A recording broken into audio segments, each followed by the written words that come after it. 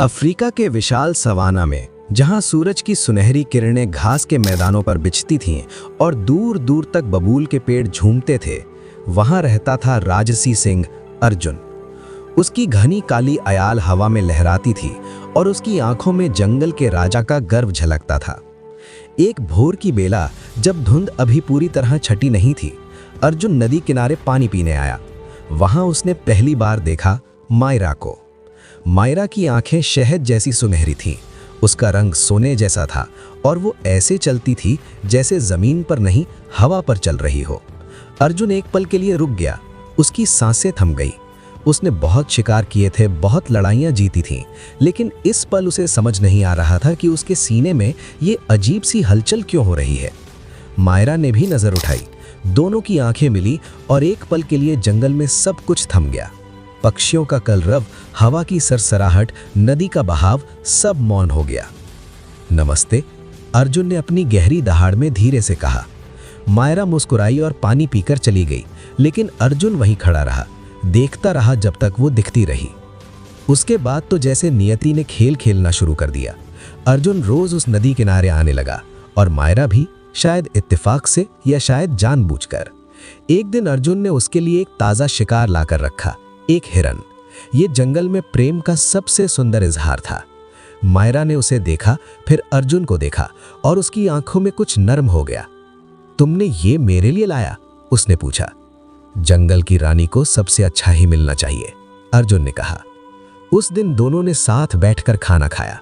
सूरज ढलता रहा, आसमान नारंगी होता रहा और दोनों के बीच की दूरी सिकुड़ती रही। रातों को दोनों एक पहाड़ी की चोटी पर बैठकर तारे देखते। अर्जुन मायरा की मनपसंद जगह, नदी के पास वाला बरगद को उसका महल कहता। मायरा अर्जुन की अयाल में अपनी उंगलियां फेरती और हंसती। तुम जंगल के सबसे अहंकारी सिंह हो, मायरा कहती। और तुम जंगल की सबसे जिद्दी सिंहनी, अर्जुन जवाब देता। फिर दोनों हंस पड़ते और वो हंसी जंगल की खामोशी में घुल जाती। धीरे धीरे दोनों का प्रेम पक्का होने लगा। मायरा का झुंड और अर्जुन का क्षेत्र एक हो गए। दोनों साथ शिकार करते, साथ चलते, साथ सोते। जंगल के बाकी जानवर भी जानते थे ये जोड़ी अटूट है। लेकिन जंगल में प्रेम हमेशा आसान नहीं होता। एक बड़ा अकाल पड़ा, बारिश नहीं हुई, घास सूख गई, शिकार दूर चले गए। अर्जुन का क्षेत्र छोटा पड़ने लगा, खाने की कमी से झुंड में तनाव बढ़ने लगा। अर्जुन दिन रात भटकता, शिकार की तलाश में दूर दूर तक जाता। कई कई दिन वो घर नहीं लौटता। मायरा इंतजार करती, पहाड़ी पर बैठकर उस रास्ते को देखती जहां से अर्जुन आता था। एक रात अर्जुन बहुत थका हारा लौटा। उसके पंजे जख्मी थे, आंखें सूजी हुई थीं। कहाँ थे इतने दिन? मायरा ने पूछा, आंखों में आंसू छुपाते हुए। तुम्हारे लिए खाना ढूंढ रहा था, अर्जुन ने कहा। मुझे खाने से ज्यादा तुम्हारी जरूरत है, मायरा बोली। उस रात अर्जुन ने उसके पास बैठकर कहा, यह संघर्ष अभी और बढ़ेगा मायरा, लेकिन मैं वादा करता हूं तुम्हारे साथ रहूंगा हर मुश्किल में। मायरा ने उसके गले में सिर रख दिया। जंगल में रात गहरी थी, लेकिन उन दोनों के बीच एक ऐसी ऊष्मा थी जो किसी भी ठंड को हरा सकती थी। और फिर वो दिन आया जब जंगल में एक नया सिंह आया, कैलाश। कैलाश दूसरे जंगल से आया था। उसकी अयाल भूरी थी, शरीर ताकतवर था और चाल में खतरनाक आत्मविश्वास था। वो अर्जुन के क्षेत्र में घुस आया था, लेकिन सबसे बड़ी बात, वो मायरा को पहले से जानता था। जब कैलाश ने मायरा को देखा तो उसकी आंखों में एक पुरानी चमक आई। मायरा, उसने कहा, बहुत दिनों बाद। मायरा रुक गई। उसके चेहरे पर एक क्षणिक भाव आया जो अर्जुन ने देख लिया। कुछ ऐसा जो पहचान का था, पुरानी यादों का था। अर्जुन के सीने में कुछ जला। उसने मायरा से कुछ नहीं कहा, लेकिन वो रात उसने दूर अकेले बिताई। अगले कई दिन कैलाश उनके इलाके में डेरा डाले रहा। वो मायरा के पास आता, बातें करता। मायरा उसे टालने की कोशिश करती, लेकिन जंगल के नियमों में एक पुराने परिचित को एकदम अनदेखा करना भी मुश्किल था। अर्जुन दूर से ये सब देखता रहा। उसके मन में तूफान उठने लगा। एक शाम उसने मायरा से पूछा, तुम उसे पहले से जानती हो? हाँ, मायरा ने सीधे जवाब दिया। वो मेरे बचपन के झुंड से था, हम साथ बड़े हुए थे। बस, अर्जुन की आंखें तन गई। बस, मायरा ने उसकी आंखों में देखकर कहा। लेकिन अर्जुन का दिल नहीं माना। संदेह एक बार जड़ पकड़ ले तो वो इंसान हो या जानवर, दिमाग को खाने लगता है। अर्जुन ने मायरा से दूरी बना ली। वो अब उसके पास कम आता, साथ शिकार नहीं करता, रातों को दूसरी दिशा में सोने चला जाता। मायरा समझ रही थी क्या हो रहा है, लेकिन उसे ये भी नहीं पता था कि क्या कहे। उसने कैलाश से साफ कह दिया था कि तुम यहाँ से चले जाओ, ये अर्जुन का क्षेत्र है, लेकिन कैलाश जाता ही नहीं था। एक दिन अर्जुन ने देखा कि कैलाश और मायरा नदी किनारे खड़े बात कर रहे हैं। बस इतना काफी था।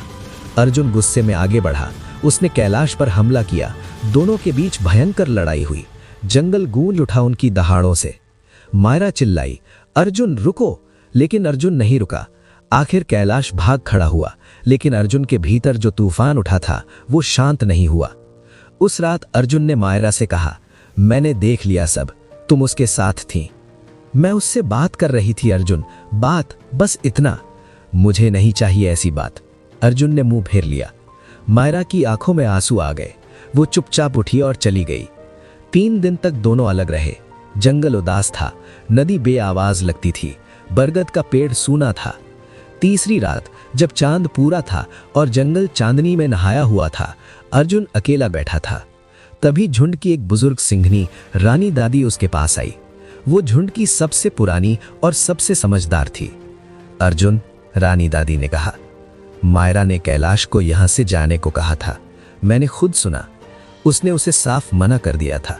वो अर्जुन की है, ये उसने खुद कहा था। अर्जुन चुप रहा। जो तुमने देखा वो पूरा सच नहीं था, रानी दादी ने कहा, और जो तुमने माना वो तुम्हारे डर ने माना, तुम्हारे प्यार ने नहीं। अर्जुन की आंखें भर आईं। वो उठा, धीरे धीरे चला उस बरगद की तरफ जहां मायरा अकेली बैठी थी, तारों को देखते हुए, आंसुओं को छुपाते हुए। मायरा, मायरा ने पलट कर देखा। मुझे माफ कर दो। अर्जुन के शब्द भारी थे लेकिन सच्चे थे। मैंने तुम पर शक किया, मुझे नहीं करना चाहिए था।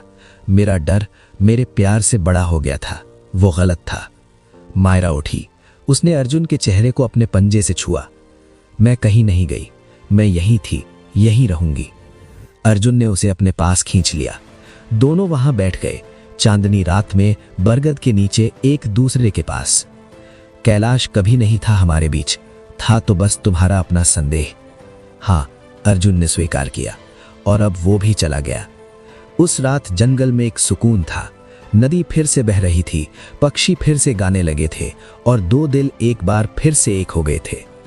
महीने बीते, मौसम बदले, अर्जुन और मायरा का प्रेम और मजबूत हो गया। उस संकट ने उन्हें तोड़ा नहीं बल्कि और जोड़ दिया। मायरा को 3 शावक हुए, 2 नर 1 मादा। अर्जुन उन्हें हर रोज सिखाता, कैसे शिकार करते हैं, कैसे क्षेत्र की रक्षा करते हैं, कैसे अपने झुंड से प्रेम करते हैं।